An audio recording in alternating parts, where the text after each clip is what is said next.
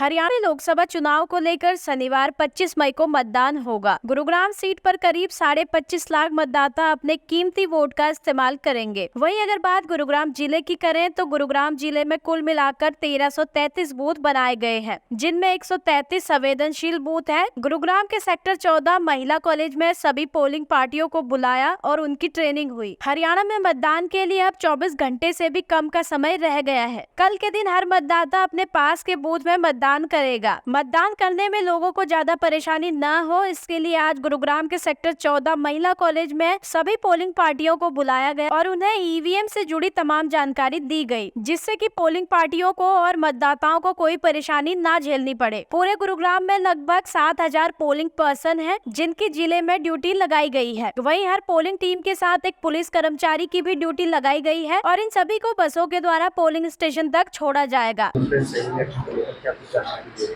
देखिए, इसमें हमारे जो ज़िले में 1333 बूथ हैं, उन पे इलेक्शन की पूरी प्रक्रिया कल की जाएगी।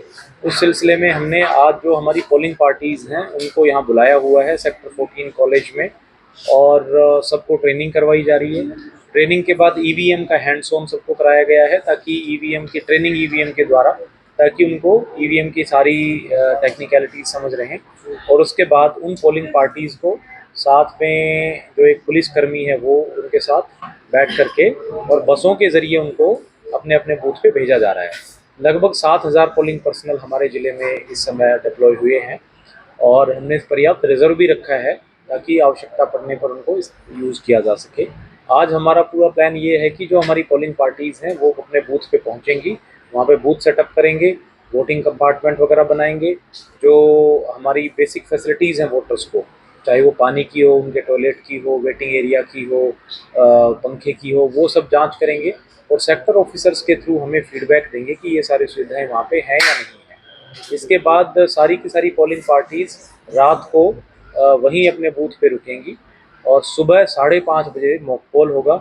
वो मॉक पोल है वो जो कैंडिडेट्स हैं उनके जो एजेंट्स होंगे, पोलिंग एजेंट्स, उनकी प्रेजेंस में किया जाएगा और 7 बजे से वोटिंग की प्रक्रिया शुरू हो जाएगी।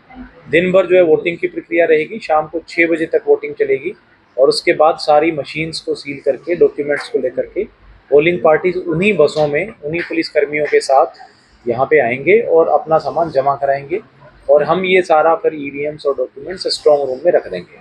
तो ये पूरी हमारी पोलिंग प्रक्रिया जो है वो कल तक की रहेगी। इसमें हमने लॉ एंड ऑर्डर के नज़र से 85 सेक्टर मैजिस्ट्रेट्स भी लगाए हैं और 37 जोनल मैजिस्ट्रेट लगाए हैं।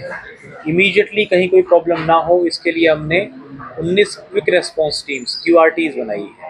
QRTs का जिम्मा ये रहेगा कि कहीं पे भी कोई भी ऐसी बात या समाचार आता है जहाँ पे पोलिंग में कोई प्रॉब्लम है, लॉ एंड ऑर्डर इशू है, तो तुरंत वहाँ रेस्पॉन्ड करेंगे। ये QRTs में IAS या HCS अधिकारियों की अध्यक्षता में बनाई गई है।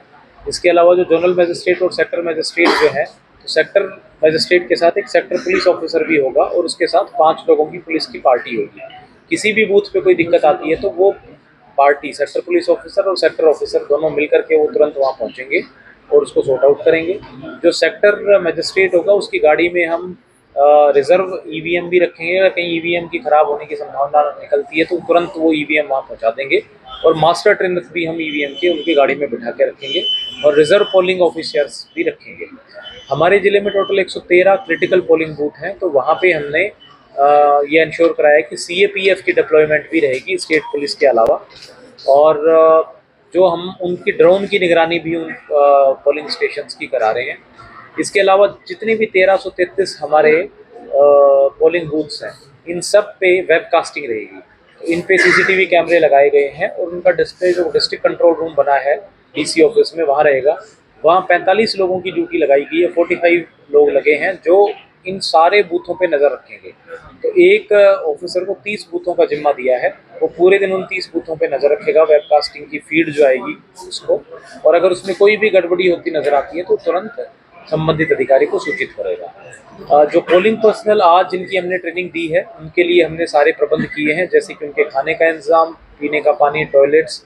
बूथ पे भी हमने इंश्योर कराया है कि उनके रात के रुकने की व्यवस्था समुचित तरीके से रहे, उनके पास बिस्तर वगैरह हों, खाने का सामान हो, उनका टॉयलेट्स हो, पीने का पानी प्रॉपर हो, ताकि उनका बूथ सेटअप और उसके उनका स्टे कंफर्टेबल रह सके। 7,000 पोलिंग पर्सन जो कि हर बूथ पर मशीनें सेट करने के अलावा ये भी सुनिश्चित करेंगे कि लोगों को गर्मी के मौसम में ज्यादा परेशान ना होना पड़े। लोगों को पानी, टॉयलेट, वेटिंग एरिया में पंखे जैसी सुविधाएं सुचारू रूप से मिलेंगी। साथ ही सुविधाएं ना होने पर सेक्टर ऑफिसर की मदद से ये सभी सुविधाएं मुहैया कराई जाएंगी।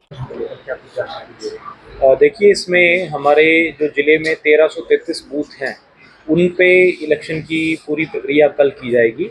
उस सिलसिले में हमने आज जो हमारी पोलिंग पार्टीज़ हैं, उनको यहाँ बुलाया हुआ है सेक्टर 14 कॉलेज में, और सबको ट्रेनिंग करवाई जा रही है। ट्रेनिंग के बाद ईवीएम का हैंड्स ऑन सबको कराया गया है, ताकि ईवीएम की ट्रेनिंग ईवीएम के द्वारा, ताकि उनको ईवीएम की सारी टेक्निकलिटीज समझ रहें। और उसके बाद उन पोलिंग पार्टीज़ को साथ में जो एक पुलिसकर्मी है वो उनके साथ बैठ करके और बसों के ज़रिए उनको अपने अपने बूथ पे भेजा जा रहा है। लगभग 7,000 पोलिंग पर्सनल हमारे ज़िले में इस समय डिप्लॉय हुए हैं, और हमने पर्याप्त रिजर्व भी रखा है ताकि आवश्यकता पड़ने पर उनको यूज़ किया जा सके। आज हमारा पूरा प्लान ये है कि जो हमारी पोलिंग पार्टीज़ हैं वो अपने बूथ पे पहुंचेंगी, वहाँ पे बूथ सेटअप करेंगे, वोटिंग कंपार्टमेंट वगैरह बनाएंगे, जो हमारी बेसिक फैसिलिटीज़ हैं वोटर्स को, चाहे वो पानी की हो, उनके टॉयलेट की हो, वेटिंग एरिया की हो, पंखे की हो, वो सब जांच करेंगे, और सेक्टर ऑफिसर्स के थ्रू हमें फीडबैक देंगे कि ये सारी सुविधाएं वहाँ पे हैं या नहीं है। इसके बाद सारी की सारी पोलिंग पार्टीज़ रात को वहीं अपने बूथ पे रुकेंगी, और सुबह 5:30 बजे मॉक पोल होगा। वो मॉक पोल है वो जो कैंडिडेट्स हैं उनके जो एजेंट्स होंगे, पोलिंग एजेंट्स, उनकी प्रेजेंस में किया जाएगा, और 7 बजे से वोटिंग की प्रक्रिया शुरू हो जाएगी। दिन भर जो है वोटिंग की प्रक्रिया रहेगी, शाम को 6 बजे तक वोटिंग चलेगी, और उसके बाद सारी मशीन्स को सील करके, डॉक्यूमेंट्स को लेकर के पोलिंग पार्टीज उन्हीं बसों में, उन्हीं पुलिसकर्मियों के साथ यहाँ पे आएंगे और अपना सामान जमा कराएंगे, और हम ये सारा फिर ईवीएम्स और डॉक्यूमेंट्स स्ट्रॉन्ग रूम में रख देंगे। तो ये पूरी हमारी पोलिंग प्रक्रिया जो है वो कल तक की रहेगी। इसमें हमने लॉ एंड ऑर्डर के नज़र से 85 सेक्टर मैजिस्ट्रेट्स भी लगाए हैं और 37 जोनल मैजिस्ट्रेट लगाए हैं। इमीडिएटली कहीं कोई प्रॉब्लम ना हो, इसके लिए हमने 19 क्विक रेस्पॉन्स टीम्स QRTs बनाई है। QRTs का जिम्मा ये रहेगा कि कहीं पे भी कोई भी ऐसी बात या समाचार आता है जहाँ पे पोलिंग में कोई प्रॉब्लम है, लॉ एंड ऑर्डर इशू है, तो तुरंत वहाँ रेस्पॉन्ड करेंगे। ये QRTs में IAS या HCS अधिकारियों की अध्यक्षता में बनाई गई है। इसके अलावा जो जोनल मैजिस्ट्रेट और सेक्टर मैजिस्ट्रेट जो है, तो सेक्टर मैजिस्ट्रेट के साथ एक सेक्टर पुलिस ऑफिसर भी होगा, और उसके साथ 5 लोगों की पुलिस की पार्टी होगी। किसी भी बूथ पे कोई दिक्कत आती है तो वो पार्टी, सेक्टर पुलिस ऑफिसर और सेक्टर ऑफिसर दोनों मिलकर के वो तुरंत वहाँ पहुँचेंगे और उसको सॉर्ट आउट करेंगे। जो सेक्टर मैजिस्ट्रेट होगा उसकी गाड़ी में हम रिजर्व ईवीएम भी रखेंगे। अगर कहीं ईवीएम की खराब होने की संभावना निकलती है तो तुरंत वो ईवीएम वहाँ पहुँचा देंगे, और मास्टर ट्रेनर्स भी हम ईवीएम के उनकी गाड़ी में बिठा के रखेंगे, और रिजर्व पोलिंग ऑफिसर्स भी रखेंगे।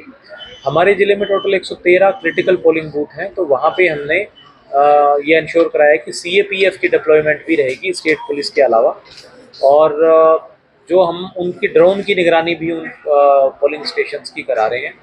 इसके अलावा जितने भी 1333 हमारे पोलिंग बूथ्स हैं, इन सब पे वेबकास्टिंग रहेगी। तो इन पे CCTV कैमरे लगाए गए हैं, और उनका डिस्प्ले जो डिस्ट्रिक्ट कंट्रोल रूम बना है DC ऑफिस में वहाँ रहेगा। वहाँ 45 लोगों की ड्यूटी लगाई गई है, 45 लोग लगे हैं जो इन सारे बूथों पे नज़र रखेंगे। तो एक ऑफिसर को 30 बूथों का जिम्मा दिया है, वो पूरे दिन उन 30 बूथों पे नज़र रखेगा, वेबकास्टिंग की फीड जो आएगी उसको, और अगर उसमें कोई भी गड़बड़ी होती नज़र आती है तो तुरंत संबंधित अधिकारी को सूचित करेगा। जो पोलिंग पर्सनल आज जिनकी हमने ट्रेनिंग दी है, उनके लिए हमने सारे प्रबंध किए हैं, जैसे कि उनके खाने का इंतज़ाम, पीने का पानी, टॉयलेट्स। बूथ पे भी हमने इंश्योर कराया है कि उनके रात के रुकने की व्यवस्था समुचित तरीके से रहे, उनके पास बिस्तर वगैरह हो, खाने का सामान हो, उनका टॉयलेट्स हो, पीने का पानी प्रॉपर हो, ताकि उनका बूथ सेटअप और उसके उनका स्टे कंफर्टेबल रह सके। जो हमारे वोटर्स आएंगे कल, उनके लिए भी हमने बढ़िया इंतज़ाम किए हैं, चाहे वो पीने का पानी हो, चाहे वो टॉयलेट्स हो, वेटिंग एरिया हो, पंखे हों, शेड हो, वो सारी इंतज़ाम हमने कर दिए हैं। जो कि गर्मी का सीज़न बहुत ज़्यादा है, हीट वेव चली हुई है, इसलिए हमने ORS की व्यवस्था भी बूथ पे रखी हुई है, और मेडिकल किट भी जो है वहाँ पे रहेगी। इसके अलावा हमने 12 एम्बुलेंसेज जो है वो तैयार रखी हैं, वो उनको एरिया डिप्लॉय किया गया है। अगर कहीं पे ज़रूरत आती है तो तुरंत एम्बुलेंस भी पहुँचेगी। और हर एक बूथ पर एक हमारा पैरामेडिक ऑफिशियल भी रहेगा, ताकि किसी भी कोई वोटर को या पोलिंग पर्सनल को दिक्कत आती है तो उसका ध्यान रखें। जो ग्रामीण क्षेत्र हैं, रूरल एरियाज हैं, वहाँ पे जो महिलाएं पर्दों के साथ आती हैं, चाहे वो घूंघट हो, चाहे कोई और पर्दा हो, बुर्का हो, उनकी आइडेंटिफिकेशन के लिए हमने आंगनवाड़ी वर्कर्स की ड्यूटी लगाई है महिलाओं की। तो पोलिंग पार्टी के सहयोग करेंगी वो, और जो ग्रामीण क्षेत्र में पर्दा नशी जो महिलाएं हैं उनको आइडेंटिफिकेशन में आंगनवाड़ी वर्कर हेल्प करेंगे। तो ये कुल मिलाकर के हमारा अरेंजमेंट है, और हमारा पूरा विश्वास है कि हम सब लोग मिलकर के कल की जो पूरी चुनाव प्रक्रिया है उसको फ्री एंड फेयर तरीके से कराएंगे। इसके अलावा गुरुग्राम में 1333 बूथ में से 133 बूथ संवेदनशील बूथ हैं, जिन पर CAPA के जरिए व CCTV कैमरों, ड्रोन के माध्यम से जिन पर नजर रखने का काम जिला प्रशासन करता हुआ नजर आएगा। इतना ही नहीं, जिस बूथ की मशीन खराब होने की सूचना मिलेगी उसके लिए भी अलग टीमें बनाई गई हैं और सस्पेंशन पोलिंग टीम भी रखी गई है, ताकि कोई भी दिक्कत होने पर मौके पर निपटारा हो सके।